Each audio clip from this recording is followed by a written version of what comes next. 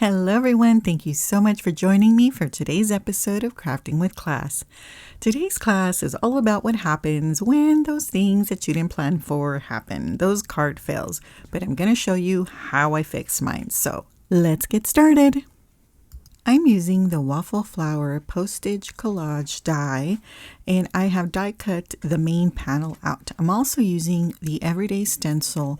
This is a 3-piece stencil, and as you can see on the top right, the stencils are labeled. This is 2, 3, and 1 is on my stencil grid mat, and so I have that stuck on there. I'm using my brushes, and I'm using Distress Oxides today, and I brought out my little brushes, but I end up not using them.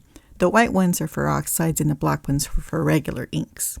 All right, so I'm going to get started. I'm going to start with tea dye Distress Oxide ink, and I'm going to put that on the little hands or arms that are stretched out, kind of cupping this heart there. It's such a cute image.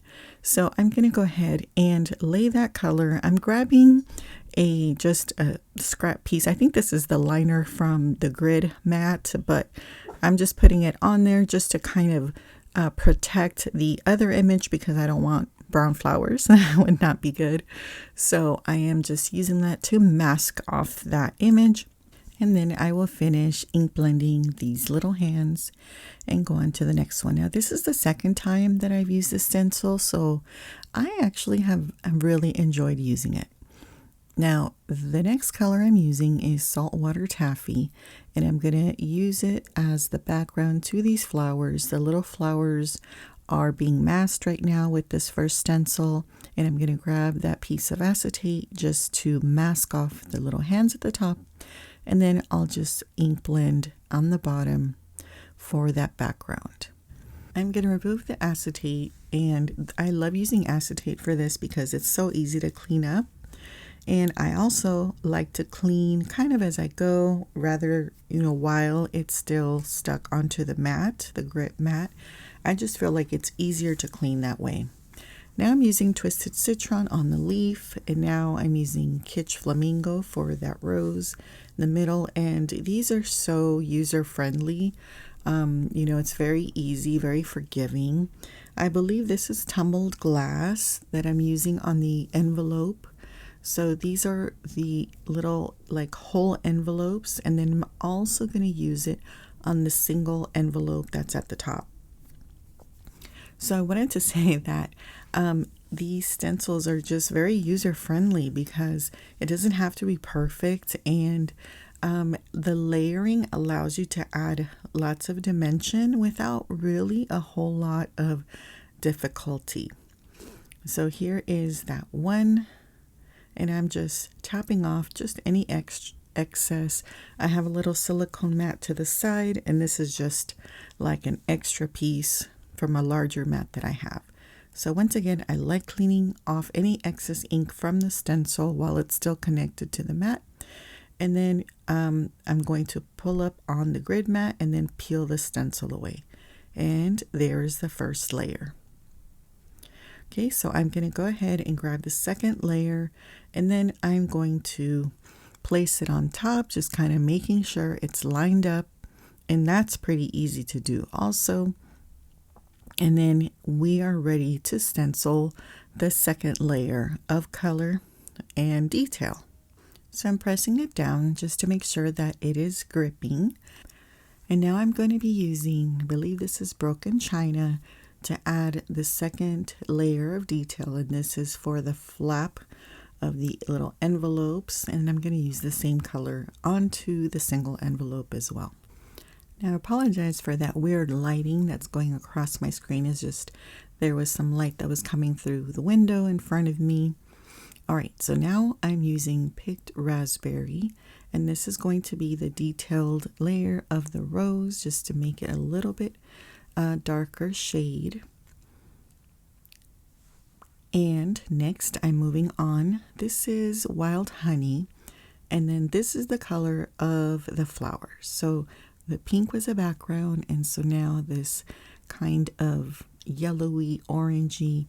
I really love this color, and so we'll do the flowers in that way. And I just brought in the stencil edge so it doesn't go onto the other panel. And now I'm taking tumbled glass and I am just doing a kind of, I wanted to do like an ombre kind of thing so the color would fade up as it was, as it got higher.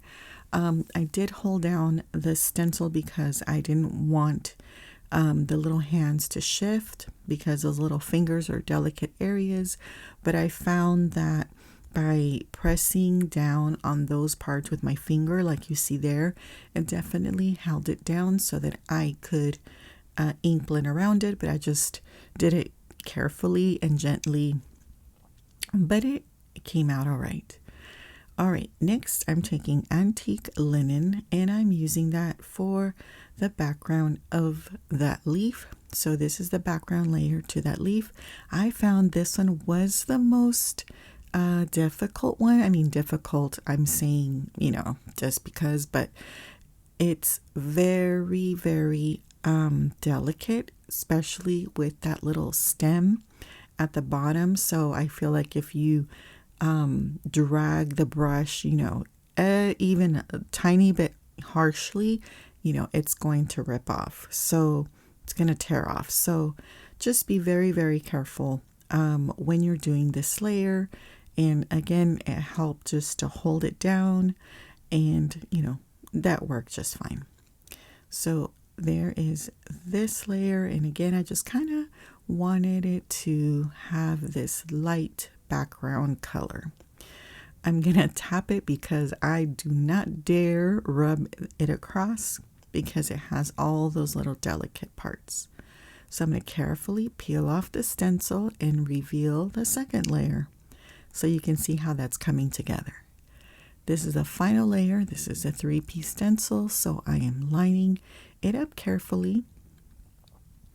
And so this layer isn't going to give all of this little spaces details because the flower, the rose doesn't have any more layers, so it was just those 2 layers. And so now I am ink blending on that heart that's being like cupped in the hands, and then there's 2 little hearts above it. And then I wanted to do kind of like an ombre in that heart too, so I am taking it a little darker at the bottom of the heart into a lighter. So here I'm just going to carefully just wipe away any of the excess ink off the stencil just because it makes it easier to clean.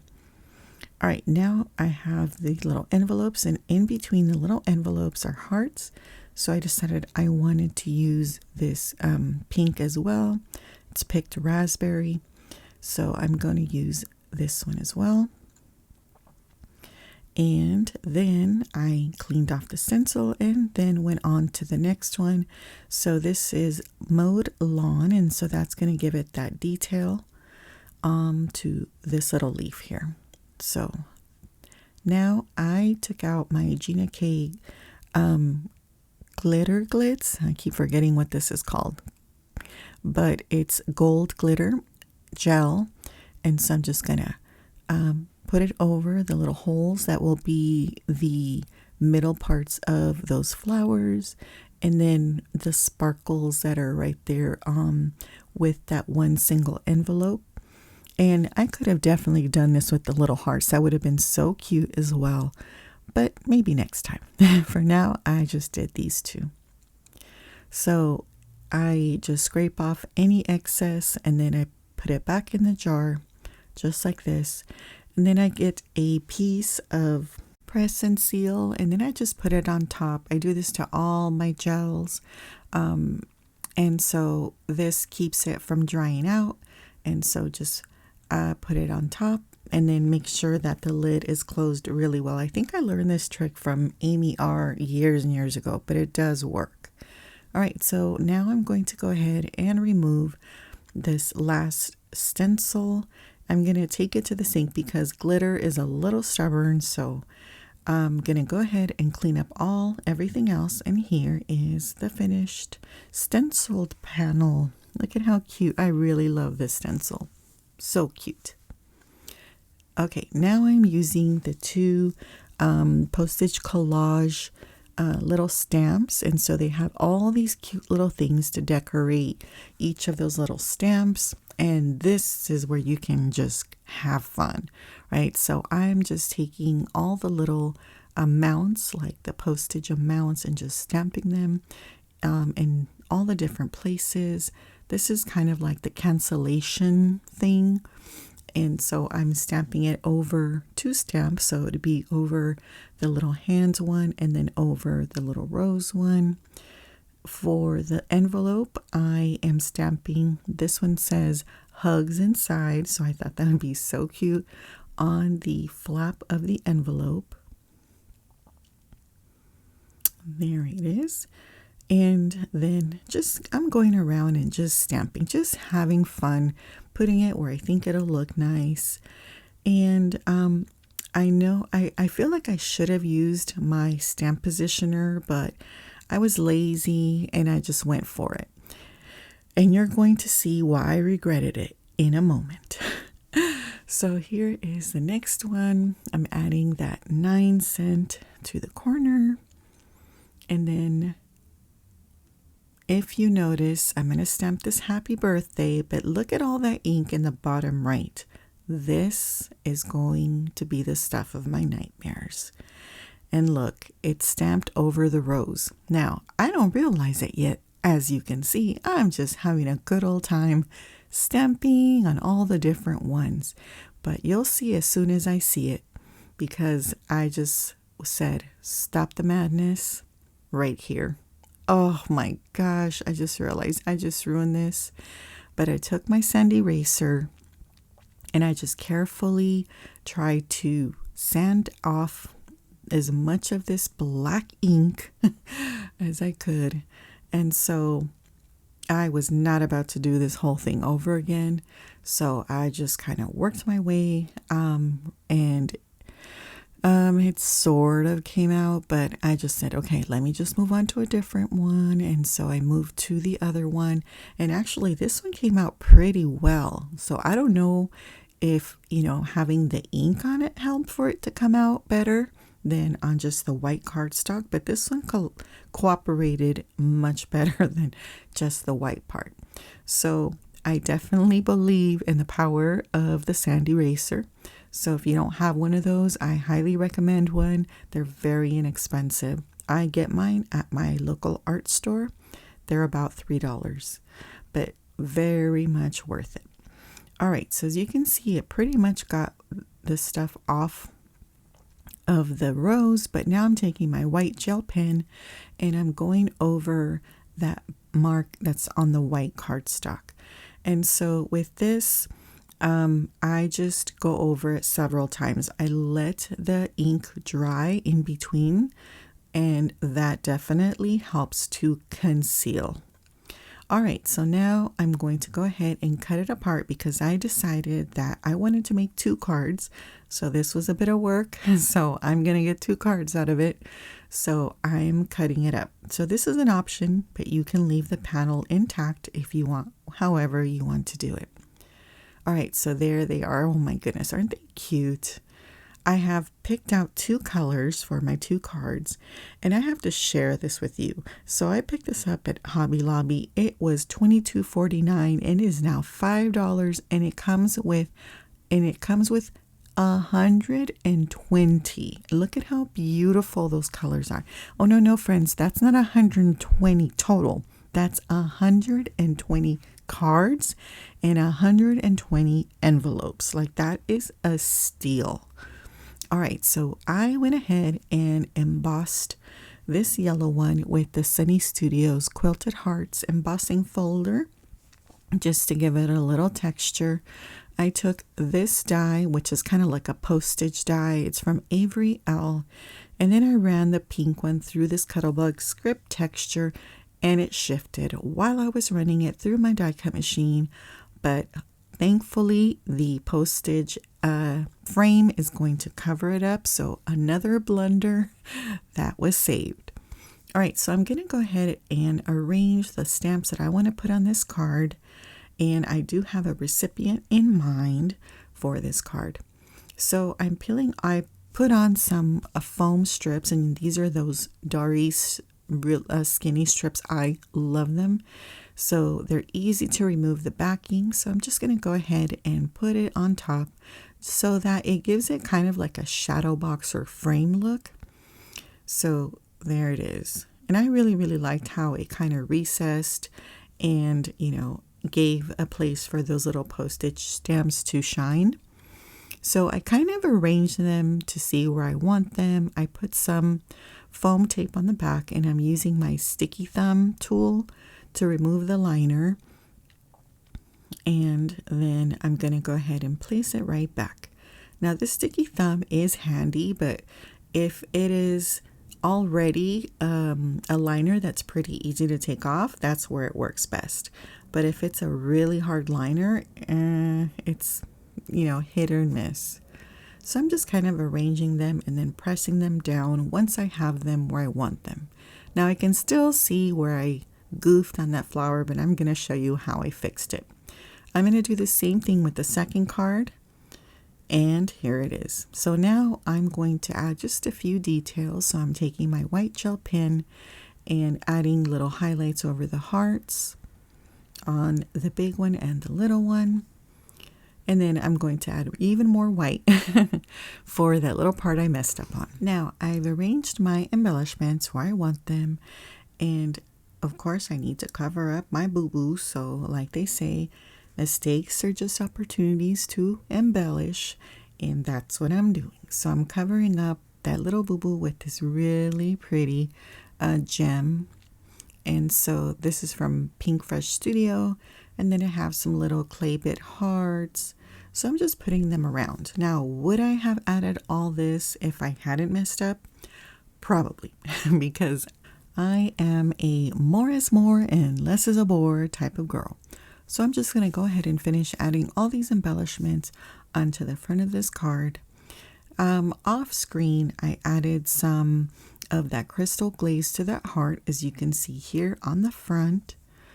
But here's where tragedy will strike again. So I am adding this inside panel that I have created, and I'm just gluing it onto the middle, but I'm not realizing that I'm also pressing on the other side by accident. And here's where I realize I just smudged this poor heart. There's a big glob on my table. I want to cry. But I'm just going to go ahead and add some more. So as you can see here, I added some more.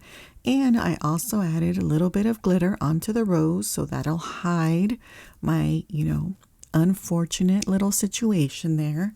And here is the matching envelope. So I just added some stickers onto that one.